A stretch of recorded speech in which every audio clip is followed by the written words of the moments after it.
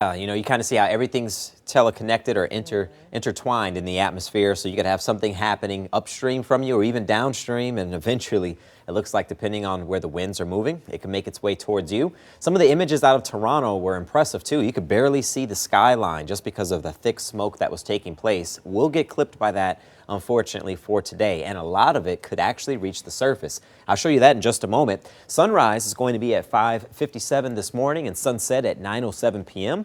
And it's not going to be a pretty sunrise, but let's talk about what's happening with this fire weather outlook. This is from the Storm Prediction Center. They put these out as well, and it is still highlighting much of the state with that elevated fire risk. Winds will kick up just a touch for this afternoon. It's already pretty dry out there. Bad recipe where we could have those issues. Now, where fires are still taking place, wildfires, right here in Canada, especially for Quebec, and we're going to be getting clipped by this, and that's why we have that low-level haze and also smoke. In fact, even though there's not an air quality alert technically in effect right now, we're still seeing reports or indications that the air quality is not good.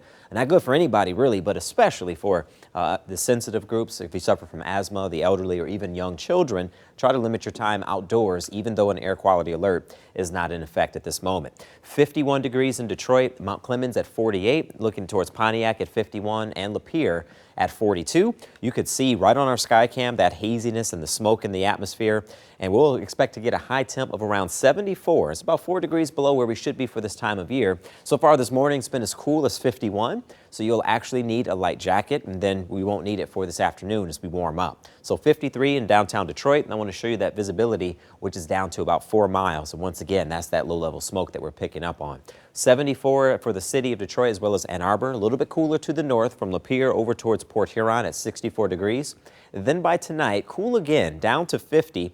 And then we have a chance of seeing some rain. So even though it's going to be 74, some hazy sunshine for today for the bus stop forecast, we stay dry beyond today into tomorrow. 80s are back for Friday and Saturday, but look what happens this weekend. For the first time in over 2.5 weeks, we finally have rain in the forecast, and the heaviest batch of that rain will fall on Sunday into Monday.